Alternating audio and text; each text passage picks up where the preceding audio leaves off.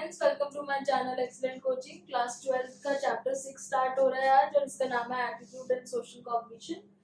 और इसमें हम लोग एटीट्यूड के बारे में बात करेंगे और सोशल कॉग्निशन क्या होता है पहले वो आज डिस्कस करते हैं।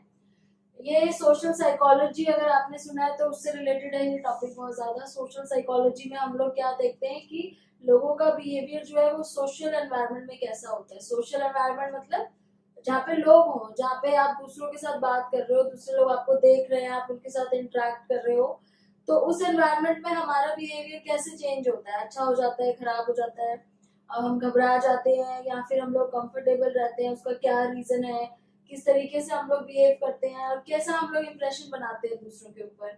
और ये सारी चीजें कहीं ना कहीं थोड़ा बहुत एटीट्यूड फॉर्म करने में भी हम लोग की हेल्प करती है, क्योंकि कौन किस तरह बिहेव करता है उसके बेस पे ही हम लोग अपना एटीट्यूड उसके बारे में बना लेते हैं।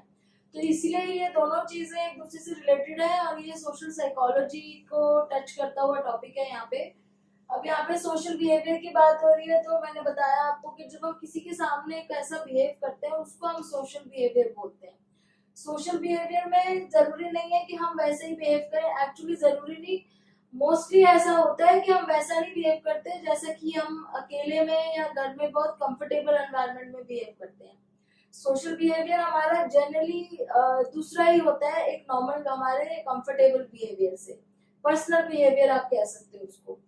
और इन फ्रंट ऑफ अदर्स कई बार क्या होता है हमारी परफॉर्मेंस ज्यादा अच्छी भी हो जाती है, कई बार खराब भी हो जाती है। जैसे आप कहीं पे ऑडियंस के सामने स्टेज पे कुछ बोलने गए हो और आप बहुत अच्छे से प्रिपेयर होके गए हो, तो कई बार आप बहुत अच्छा डिलीवर कर देते हो अपना प्रेजेंटेशन बहुत कॉन्फिडेंटली, और कई बार आप नर्वस हो जाते हो, खराब हो जाती है प्रेजेंटेशन या आपको लगता है आपने ठीक से बोला नहीं। तो ये सब सोशल बिहेवियर में आता है। इम्प्रेशन फॉर्मेशन में क्या होता है, जैसे हम किसी को देख के उसके बारे में कुछ इम्प्रेशन बना लेते हैं अपने आप ही अपने माइंड में, उसकी बॉडी लैंग्वेज को देख के, उसकी पर्सनालिटी को देख के, उसकी बात करने के तरीके को देख के, हर तरीके से हम कुछ ना कुछ अपने माइंड में किसी के बारे में एक परसेप्शन बना लेते हैं कि ये तो इस टाइप का लग रहा है, ये तो बहुत स्मार्ट लग रहा है, ये तो बहुत इंटेलिजेंट लग रहा है, बहुत डम है। तो ये जो हम किसी के बारे में भी इन्फ्लुएंसेस बना लेते हैं ना, इन्फ्लुएंसेस मतलब हम एक स्टेटमेंट पास कर देते हैं ये तो ऐसा है, जजमेंट पास कर देते हैं कि ये तो ऐसा लग रहा है, ये तो वैसा लग रहा है। तो उस टाइप को, उस चीज को हम इम्प्रेशन फॉर्मेशन कहते हैं। हर बार नहीं होता कि ये ठीक ही हो, क्योंकि ये बहुत सारी चीजें हमारे खुद के एटीट्यूड पर भी डिपेंड करती है। हर कोई हर तरीके से अलग अलग तरीके से लेता है। तो making influences about people's personality जो होता है उसको हम बोलते हैं इम्प्रेशन फॉर्मेशन। फिर आता है एट्रीब्यूशन। एट्रीब्यूशन एक प्रॉपर्टी या फिर एक चीज होती है, क्या कॉज होता है। जैसे कि सपोज कोई बहुत हैप्पीली बिहेव करा आपके साथ, बहुत अच्छे से फ्रेंडली, तो आपने कोई ना कोई माइंड में कॉज बना लेते हो कि शायद इसका नेचर ही बहुत फ्रेंडली है, ये बहुत हेल्पफुल है, ये सबके साथ ऐसे ही बिहेव करता है। तो ये जो हम किसी के बिहेवियर के साथ एक रीजन जोड़ देते हैं ना, इसको एट्रीब्यूशन बोलते हैं। ये रीजन हमारे खुद के बनाए हुए होते हैं, जरूरी नहीं है कि वो रीजन सही हो या वही रीजन हो उस वजह से।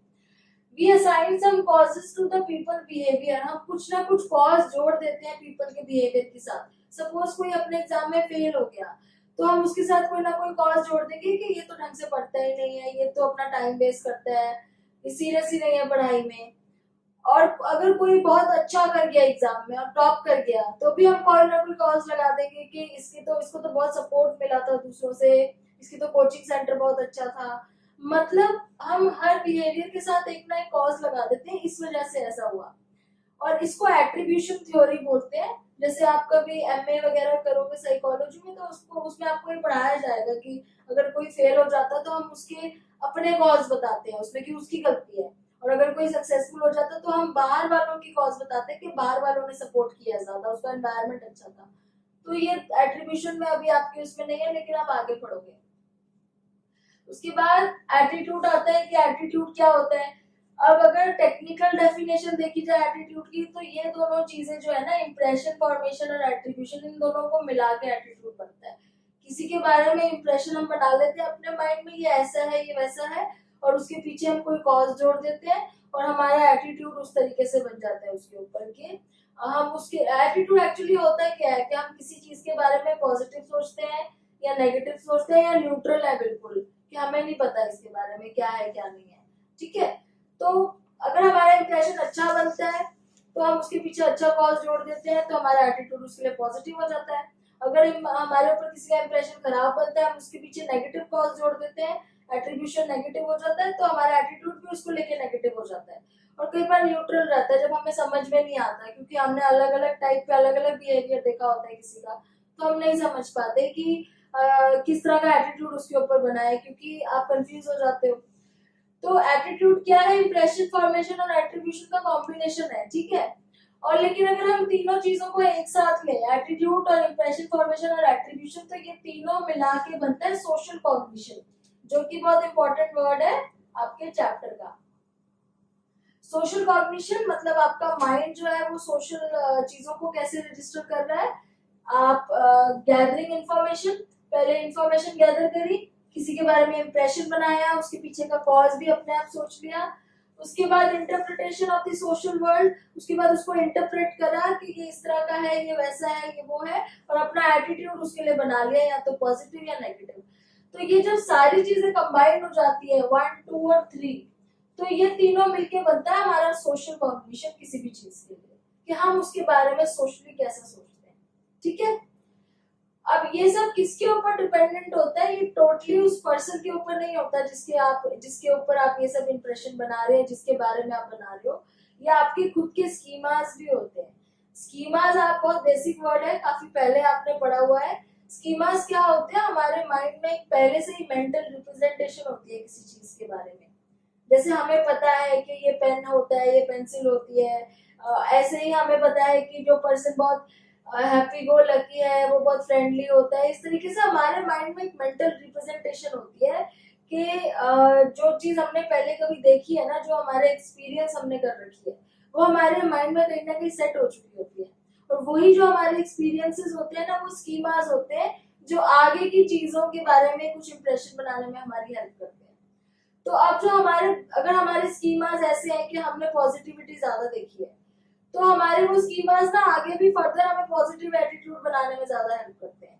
लेकिन अगर हमारे स्कीमास थोड़े से नेगेटिव साइड में है, तो हमारा एटीट्यूड भी नेगेटिव साइड में ज्यादा बढ़ता है, ठीक है। तो ये एक्सपीरियंस है बेसिकली, जिसकी वजह से हमारा मेंटल रिप्रेजेंटेशन वैसा हो जाता है कि हम आगे फर्दर भी उन चीजों को उसी पॉइंट ऑफ व्यू से देखते हैं। तो ये टोटली उस पर्सन के ऊपर नहीं है जो ऐसे बिहेव कर रहा है, ये आपकी खुद की स्कीमास भी होते हैं। तभी तो ऐसा होता है कि एक ही पर्सन किसी को बहुत अच्छा लगता है, किसी को बहुत खराब लगता है। सबके साथ सबकी दोस्ती क्यों नहीं होती? इसीलिए नहीं होती क्योंकि खुद के अपने अपने स्कीमास भी होते हैं, सिर्फ सामने वाले पे डिपेंड नहीं करता है कि वो कैसा बिहेव कर रहा है, ठीक है। अब इसमें सोशल फैसिलिटेशन एक वर्ड है, सोशल फैसिलिटेशन या इनहिबिशन दोनों बोलते हैं। फैसिलिटेशन तब बोलते हैं जब हम किसी के सामने हमारी जो परफॉर्मेंस है वो और इम्प्रूव हो जाए। Improvement in performance in front of others. हम लोग अकेले में जब प्रैक्टिस कर रहे हैं तो हम इतना अच्छा नहीं कर पाते अकेले में मिरर के सामने, लेकिन हम जैसे स्टेज पे गए हम सडनली बहुत अच्छा परफॉर्म करने लग गए, क्योंकि हमें पता है लोग देख रहे हैं। तो वो तो हो गया सोशल फैसिलिटेशन। लेकिन अगर हम नर्वस हो जाए, खराब परफॉर्म कर दे, जहाँ पे हमारी डिक्लाइन आ जाए परफॉर्मेंस में, वो होता है इनहिबिशन, सोशल इनहिबिशन। कि हमने वैसे तो बहुत अच्छी स्पीच तैयार की थी, लेकिन जैसे स्टेज पे गए वहां पे जाके हमने भूल गए, कुछ और बोल दिया, तो वो हो गया सोशल इनहिबिशन, ठीक है। ओके, दूसरा है, ये सोशल बिहेवियर में आता है आपका पहला पॉइंट। दूसरा है pro social behaviour. Pro social आपको पता है, यहाँ पे प्रो का मतलब है किसी के लिए बहुत पॉजिटिव होना, ठीक है। तो प्रो सोशल मतलब जब आपका बिहेवियर ऐसा है कि आप लोगों की बहुत हेल्प करते हो, जो नीड में होते हैं उनकी बहुत हेल्प करते हो। जैसे सड़क पे कोई गिर गया, आपने उसको उठाया जाके, ये दोनों चीजें मिलके आपका सोशल बिहेवियर बताती है कि आप सोशल फैसिलिटेट हो जाते हो सोशल गैदरिंग में, कि इनहिबिट हो जाते हो, कि और अच्छा करते हो कि और डर जाते हो, या फिर आप प्रो सोशल हो कि नहीं हो। ये दोनों मिलके आपका बनता है सोशल बिहेवियर। और सोशल कॉग्निशन हमने कहा पढ़ा था यहाँ पे, कि यहाँ 1, 2, 3 मीन्स एटीट्यूड, इंप्रेशन फॉर्मेशन और एट्रीब्यूशन मिला के बनता है सोशल कॉग्निशन। अब जब फाइनली हम इन दोनों को जोड़ दें, सोशल बिहेवियर और सोशल कॉग्निशन को टुगेदर अगर हम जोड़े, तो हमें पता चलता है कि किसी का सोशल कॉन्टेक्स्ट इन्फ्लुएंस क्या होता है। Social context influence on an individual मतलब पूरे सोसाइटी का एक इंडिविजुअल पे क्या इन्फ्लुएंस हो रहा है, इससे हमें पता चलता है, उसके बिहेवियर से और उसके कॉग्निशन से। मतलब आप एक सोसाइटी में, एक सोशल गैदरिंग में, एक सोशल एनवायरनमेंट में कैसा बिहेव कर रहे हो, ये किस पे डिपेंड होता है? एक तो आपका सोशल बिहेवियर कैसा है, इन दोनों में से प्रो सोशल है कि नहीं है, यहाँ पे फैसिलिटेटर है कि इनहिबिटर है। दूसरा आपका सोशल कॉग्निशन कैसा है किसी के बारे में, एटीट्यूड कैसा है, इंप्रेशन कैसा है। ठीक है, तो ये दोनों चीजें मिलके हम स्टडी करते हैं, इन दोनों को हम स्टडी करते हैं क्या जानने के लिए कि सोशल कॉन्टेक्स्ट इन्फ्लुएंस क्या है हमारे ऊपर, किसी भी एनवायरनमेंट का इन्फ्लुएंस क्या हो रहा है सोशल एनवायरनमेंट का। तो ये आपका, मैंने अभी आपको सोशल कॉग्निशन के बारे में थोड़ा सा बेसिक बताया है।